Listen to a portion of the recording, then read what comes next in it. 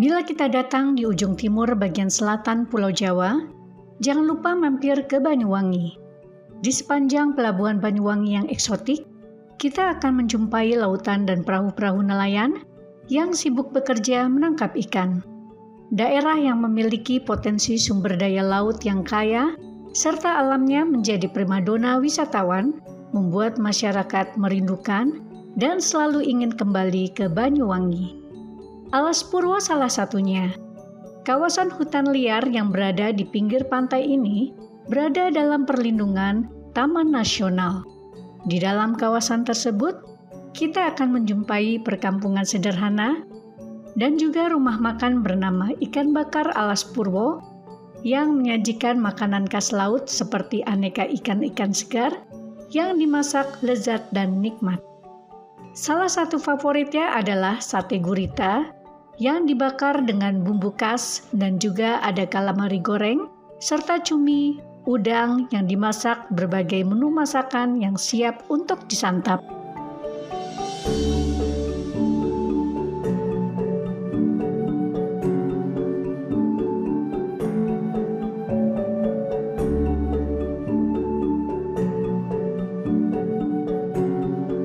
Selain khas masakan laut, kacang tanah rebus adalah salah satu camilan sehari-hari masyarakat Jawa yang masih eksis dibudidayakan. Di salah satu kampung Banyuwangi yaitu Desa Kemiren dan desa-desa lainnya memiliki kebiasaan sama, menjadikan kacang tanah maupun kacang kedelai rebus menjadi tradisi makanan yang bisa disantap kapan saja.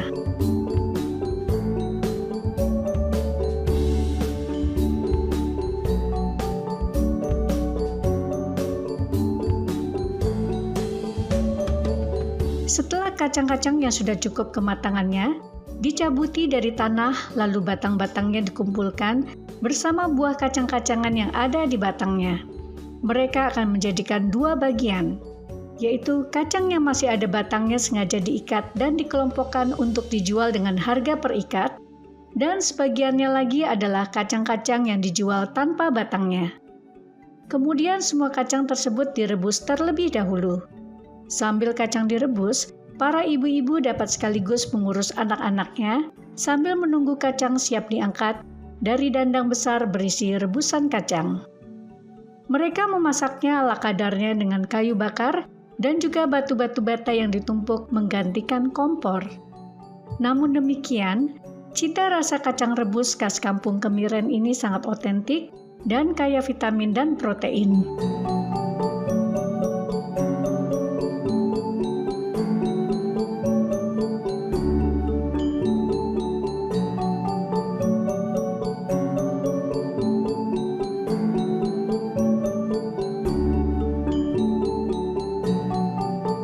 Sesudah itu, anggota keluarga yang masih kuat bertugas menjual dengan menggunakan alat panggul sederhana terbuat dari bambu. Kacang ditumpuk hingga memenuhi tempatnya dan siap untuk dijual ke kampung-kampung.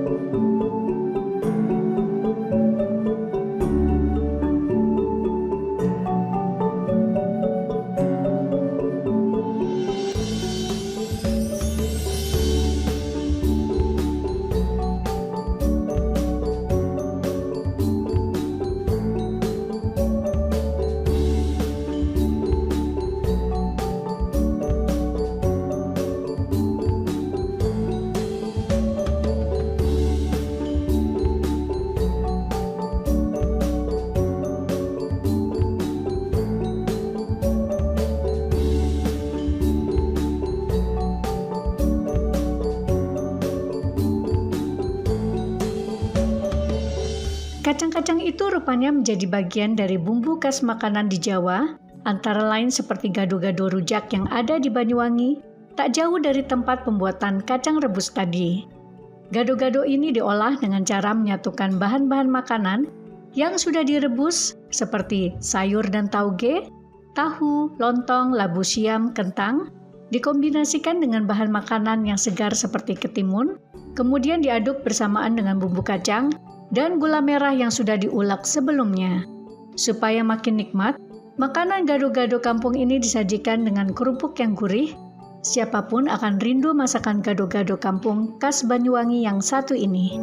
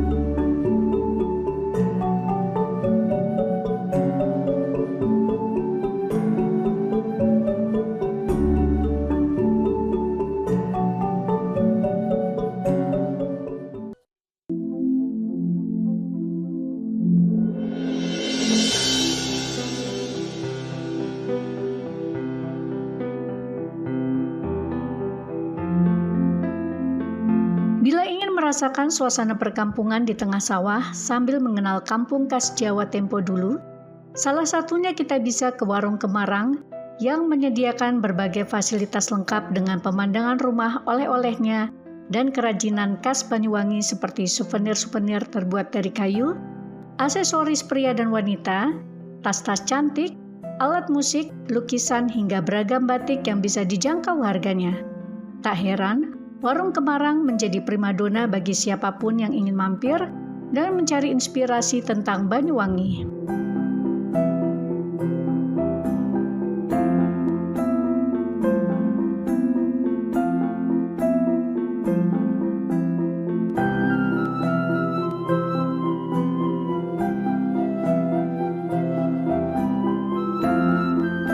Banyuwangi memang dicintai oleh siapapun, baik masyarakat lokal maupun mancanegara. Salah satunya adalah keluarga Reni Wongdeso, salah satu influencer yang cukup dikenal oleh masyarakat Banyuwangi yang memiliki suami asal Hungaria. Sebelumnya mereka sempat tinggal di Bali. Kini mereka memilih Banyuwangi menjadi hunian yang asri, dekat dengan perkampungan khas Jawa dan juga alamnya yang kaya dengan tanaman tropis yang sedap dipandang mata serta udara segar yang dapat menyehatkan pikiran dan tubuh.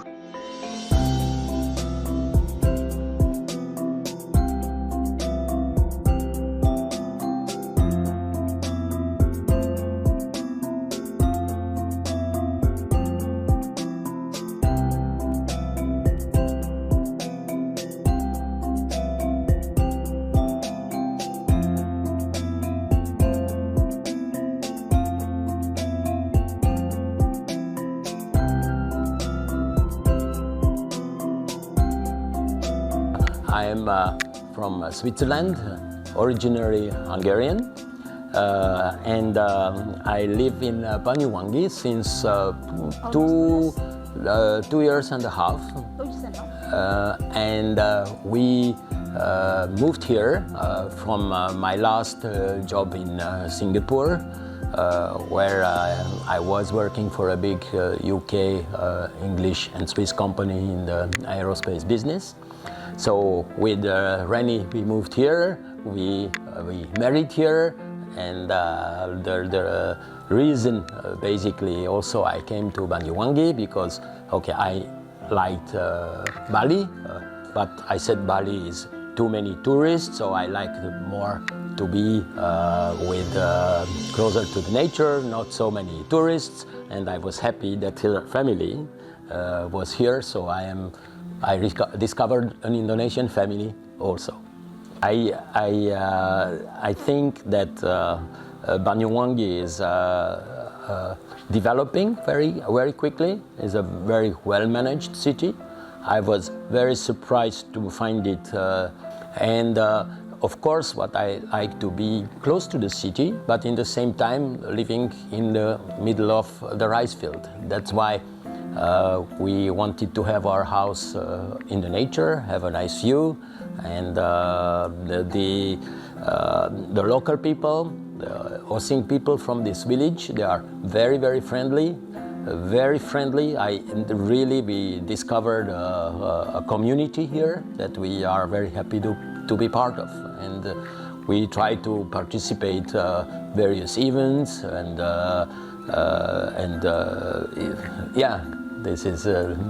these are the reasons I like here. Now I am retired here, and as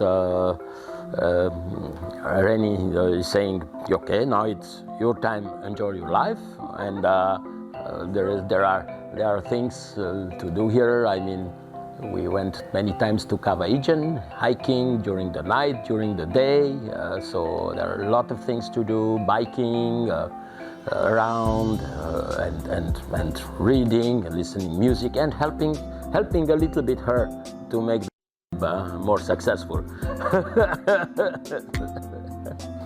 It is interesting because we talk also with the few foreigners who are here, and we say Banyuwangi is a very big kampung.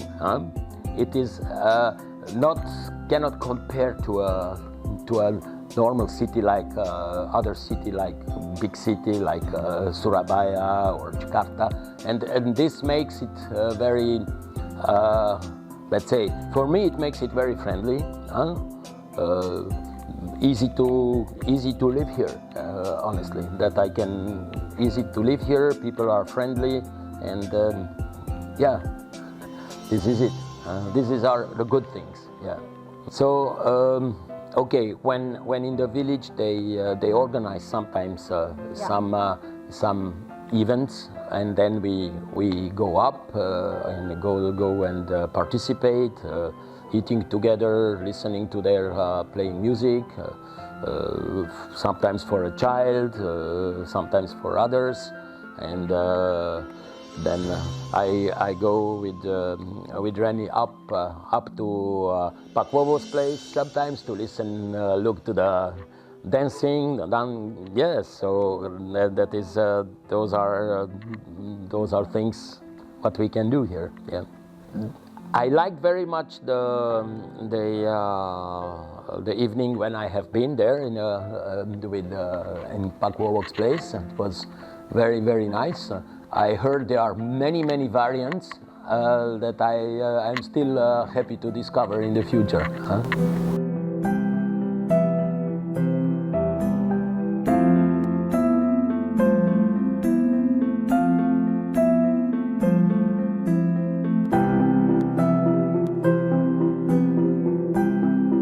Terlalu cintanya Reni Wongdeso dan suaminya dengan kampung Banyuwangi, bahkan sengaja ia membuat dapur desa khas kampung di belakang rumahnya untuk menjadi bahan inspirasinya bersosial media.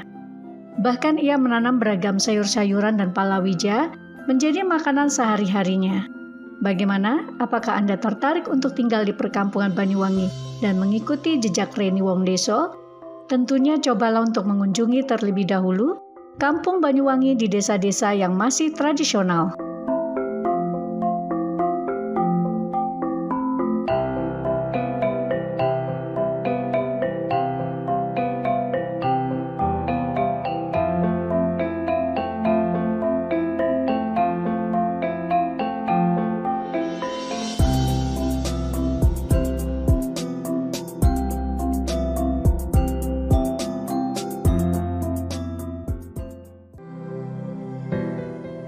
Tak hanya keunikan perkampungan maupun hasil alamnya saja yang menjadi Banyuwangi makin dirindukan dan menjadi inspirasi masyarakat. Keseniannya seperti tari gandrung yang otentik juga menjadi inspirasi seorang maestro fashion design artisan bernama Egy Jasmine. Pria yang berdarah Banyuwangi ini berkarir di dunia fashion sejak usia 21 tahun dan namanya cukup terkenal dalam menampilkan keotentikan legenda dan mitos setiap daerah Indonesia, kemudian diolah menjadi karya seni kostum fashion design yang benar-benar memukau. Salam otentik Indonesia. Perkenalkan, nama saya Egy Jasmine. Kebetulan saya bergerak di bidang seni, terutama untuk kebudayaan, berkecimpung di dunia kebudayaan, terutama untuk heritage Indonesia, di mana karya-karya saya ini lebih banyak di dunia fashion, terutama mengangkat tema-tema atau heritage Indonesia itu untuk diwujudkan dalam sebuah karya busana atau adibusana atau ibarat kata kutur dalam bahasa fashionnya, yang saya implementasikan dalam bentuk busana baju. Kebanyakan selama ini saya memproduksi atau mewujudkan karya-karya itu lebih untuk kebutuhan nasional kostum putra-putri Indonesia yang berlomba atau berkompetisi di dunia internasional maupun di nasional. Banyuwangi dalam diri saya ada dua arti, yaitu mystical dan magical, di mana mystical sendiri itu Banyuwangi masih kental banget dan syarat makna banget tentang dunia mistiknya ya. Kalau kita lihat kan Banyuwangi sangat terkenal banget dengan magicnya segala macam. Nah, mistik-mistik inilah yang membuat Banyuwangi itu namanya juga menjadi perhitungan. Kemudian dari sisi magicalnya itu dia mempunyai bentang alam, dia mempunyai power of nature-nya itu tinggi banget, dengan banyaknya geopark, dengan banyaknya objek-objek wisata yang menjadi perhatian dunia. Itu nggak bisa dielakkan lagi karena ada beberapa di Banyuwangi ada dan di dunia itu tidak ada gitu, seperti itu. Saya pernah menjadikan tari gandrung ini menjadi salah satu tema nasional kostum untuk putri Indonesia yang berkompetisi di ajang internasional. Kebetulan waktu itu di ajang Miss ASEAN Internasional, kalau nggak salah tahun 2014. Nah, itu saya mengangkat tari gandrung, di mana tari gandrung itu saya kolaborasikan dengan Bali, jadinya gandrung legong gandrung namanya. Jadi dari legong gandrung ini saya kombinasikan antara Bali dan Banyuwangi, di mana desainnya saya sedikit rubah secara kontemporer, nggak totally 100% gandrung, tapi ada unsur-unsur tertentu yang saya ambil dari tarian gandrung, terutama untuk crown-nya, terus kemudian untuk hiasan-hiasan di telinga, segala macamnya seperti itu. Saya memulai bisnis atau karir fashion designer ini atau artis designer ini dari tahun 2010, di mana awal mula semua karya-karya saya ini lahir atau terinspirasi dari heritage Indonesia. Karena kalau bukan kita, generasi muda, yang memulai untuk mengangkat cerita-cerita atau heritage Indonesia, itu mau siapa lagi gitu loh. Tapi untuk merangkul audiens kaula muda, milenial maupun Gen Z, kita nggak bisa totally copy persis banget dengan baju daerah. Jadi ada beberapa unsur yang kita kembangkan, kita bikin lebih sedikit modern seperti itu. Jadi kita biar bisa nge-grab pangsa pasar anak-anak muda atau milenial, dan look dari karya kita itu menjadi terlihat lebih modern seperti itu. Kalau dibilang karya-karya apa aja yang udah saya buat, mungkin banyak sekali ya. Bisa dilihat di sosial media saya itu banyak banget karya yang udah saya bikin, dan prestasi-prestasinya pun juga banyak banget. Jadi mungkin salah satunya ini yang the news yang terbaru itu, saya memenangkan Best National Costume Miss Supranasional di Polandia. Waktu itu baju itu dipakai oleh Gian Elmira Shedid, temanya The Dashing of Equus Cabalus, yaitu mengangkat tema kuda dari NTT, di mana kuda itu sendiri adalah satu-satunya kuda yang ada di dunia kalau nggak salah dan dimiliki oleh NTT. Nah, tema itu yang saya usung, kemudian memenangkan nominasi The Best National Costume. Di sisi lain, karya yang terakhir lagi saya bikin yang sekarang dibawa ke Las Vegas, yaitu national costume untuk Miss India World 2021 yang akan kompetisi di Januari tahun depan gitu. Jadi banyak banget karya-karya mulai dari exhibition di internasional, terus kemudian kostum-kostum base internasional itu banyak banget yang semuanya itu adalah menceritakan heritage Indonesia yang di wrap lebih modern lagi dari kostum daerah atau kostum tradisional seperti itu. Tak heran, Egy Jasmine terus bereksplor dengan karya fashionnya mengangkat khas Nusantara. Bagi Egy Jasmine, Banyuwangi memiliki kemistikan yang unik untuk digali dan dapat menjadi inspirasi karya fashion yang bisa dibanggakan dari Indonesia untuk dunia.